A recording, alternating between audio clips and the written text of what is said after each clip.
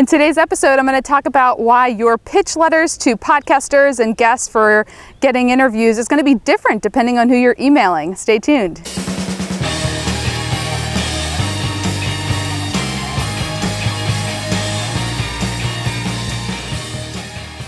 Hey everyone, thanks for joining me for today's episode of Interview Connections TV. I am filming this down about a mile from my house at Rocky Point Park right on the bay, and I'll actually flip around to give you a better view. The water's in front of me, but here we go. So I'll take a little walk up here on the grass so you can see the water. In today's episode, I want to talk about pitching podcasters, pitching guests to be on your show. You know, I've done videos about this topic in the past. My advice, has been pretty much the same of, you want to have a personalized email, you want to introduce yourself, how you found them, what you like about them, why you want to have an interview with them.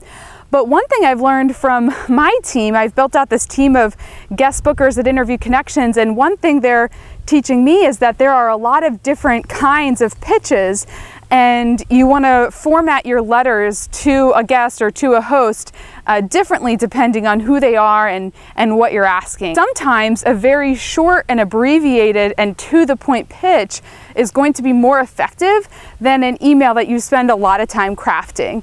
And that might seem a little different from the advice that you've heard in the past, even from myself. But what I've been learning is that, say for example, if we're booking a guest for a podcast and that guest is getting requested for interviews all the time, they get a lot of press. Honestly, a really detailed pitch, a very personalized pitch might not make that much of a difference. Sometimes you just have to go for brevity and get straight to the point.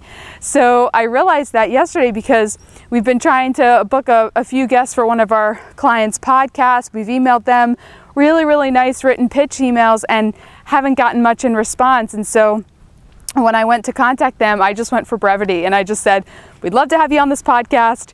It's a Skype 30-minute call. Here's the link to their Facebook page, 40,000 likes. I think I gave a little bit about their download numbers and I said, please let me know if we can set something up. And they're emailing back, sounds great. How do we get started? It was straight to the point, so much more effective than the emails that we were sending that were way personalized and talked about what we liked about them and what we want to talk about. So just want to encourage you that sometimes straight to the point emails are going to be more effective than the more personalized emails. So different pitches for different people.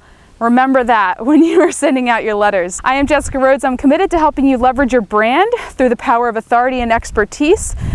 Check out my podcast, Roads to Success, at rtspodcast.com. And if you want to learn how we can work together, check out interviewconnections.com.